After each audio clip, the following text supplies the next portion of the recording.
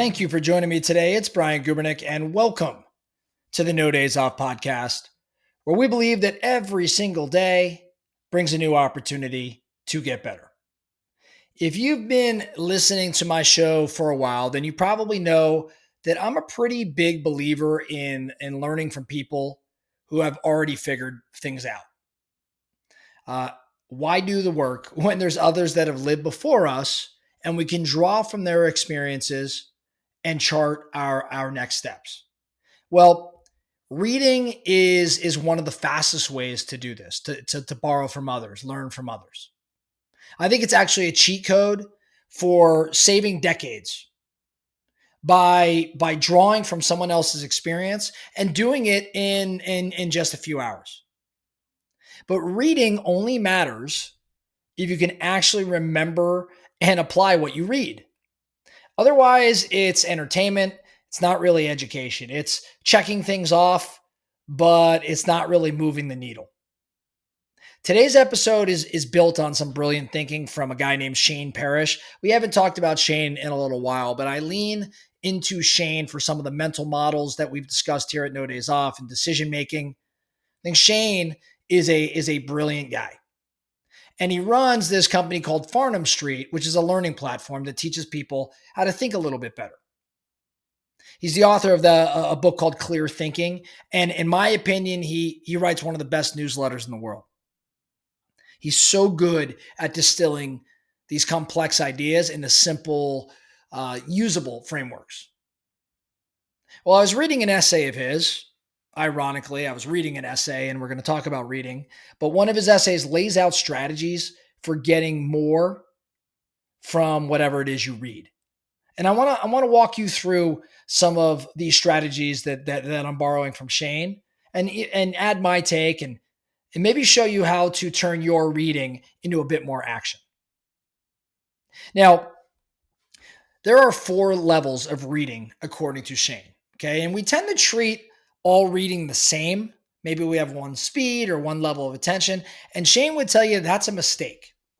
Not everything you read deserves equal effort.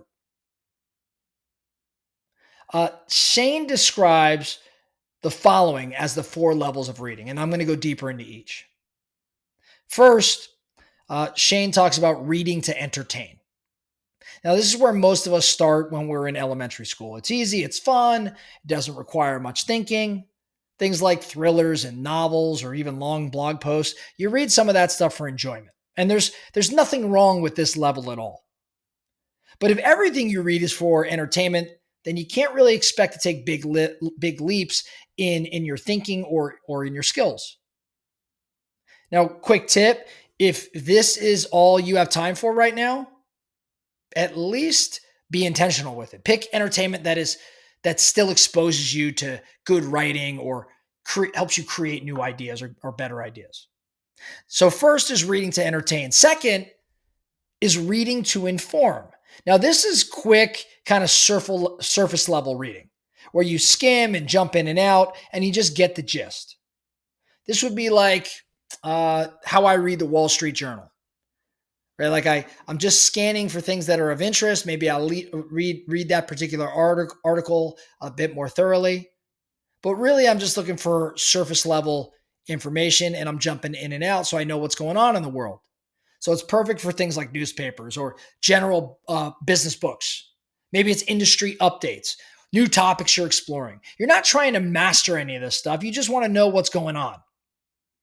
Now, the danger here is staying in skim mode too often. Because if you stay in skim mode, you may get the illusion of knowledge without actually getting the depth.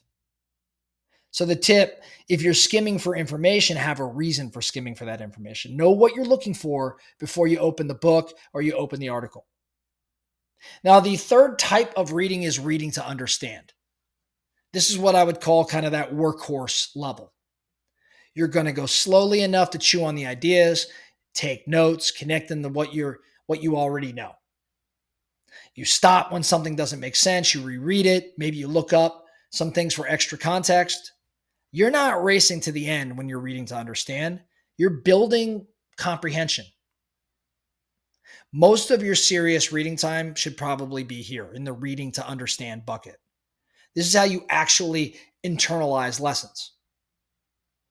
This is where you might want to use a pen or a highlighter or write in the margins, maybe summarize chapters in your own words, because if you can explain it, then you can probably understand it.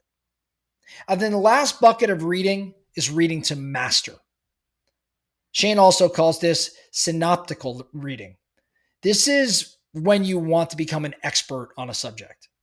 So you read multiple books and articles on the same topic, you compare what they say, you identify the different contradictions, and you form your own point of view. I think Tim Ferriss, if you're looking for an example, Tim Ferriss is a master of this. He gets focused on a topic, and then he reads everything around it, and he's not just collecting facts, but he's building mental models that integrate everything he's read.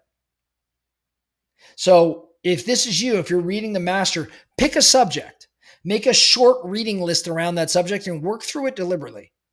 Maybe even keep a separate notebook just for that topic. Now, when you know which level you're in and you choose it deliberately, you save time, you increase your retention, and you avoid wasting effort when it's not needed. Now, Shane makes a really good point when he talks about choosing better inputs. What's he talking about? He says good reading starts with good selection. If your mental pantry, if you will, is full of junk, don't be surprised if your thinking feels scattered. We're wired to chase whatever's new. I mean, I'm guilty of this. New books get marketing hype, but the truth is most books don't stand the test of time. So time is the best filter. If a book has been read and loved and recommended for years, if not decades, it's a strong signal that it's probably worth your time. So the rule here around choosing better inputs, read old books. Read old books and read the best ones more than once. Read it twice, read it 3 times. Now, in terms of reading strategy, this might be an interesting one for some of us because it's challenging because we want to finish, but you got to know when to quit. I think it's a big idea. You don't have to finish bad books. Some of you listening to me need to hear that one again. You do not need to finish bad books. See, we're taught from a young age to finish what we start, and I get it. But that rule doesn't serve you when it comes to reading. It really doesn't. Good writing will pull you in. Bad writing starts to feel like a chore. The moment that you're realizing that you're grinding through something that doesn't deliver value, then just quit. Skim a lot. Read a few deeply. Reread the best ones immediately. Every hour you spend on a mediocre book is an hour stolen from a great one. Now, when it comes to reading, speed doesn't actually matter. Nobody cares how fast you read or how many books you polished off last year.